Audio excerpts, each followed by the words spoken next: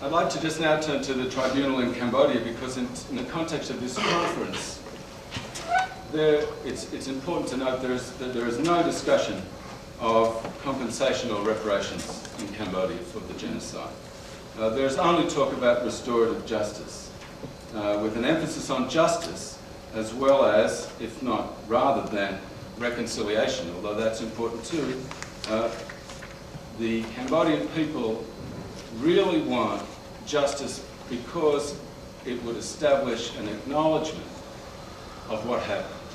It's not a matter of compensation or reparations.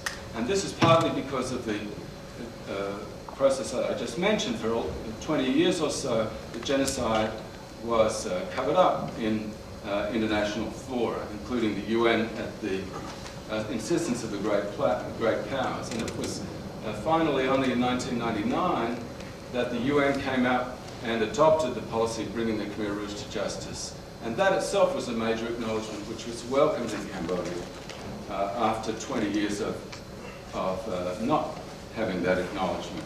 So in fact in Cambodia, and it may be a different case, it's worth discussing what lessons can be learned for the context of this conference, but history and acknowledgement are the key issues, not reparations.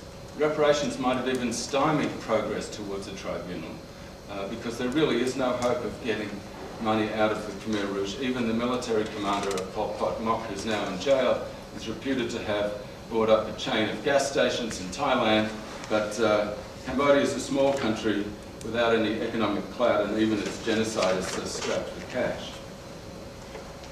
In 1980, a French priest taught me to read the Khmer alphabet, somebody that I will never forget.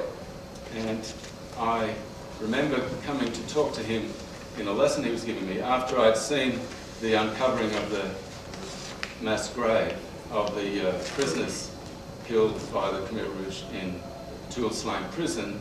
Their bodies were discovered a year after the regime was overthrown in 1980.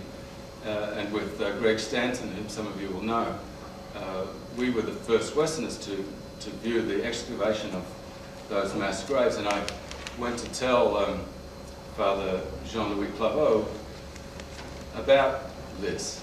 And I said, you know, the world needs to know more about this. And he said, well, actually, the world does know about this. There is plenty of discussion about what happened.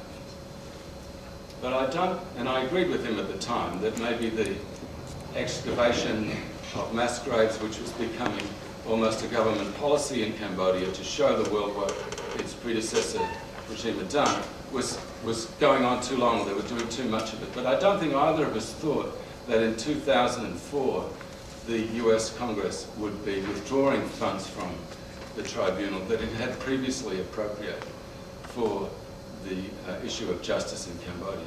And I think we were wrong to think that enough was known already.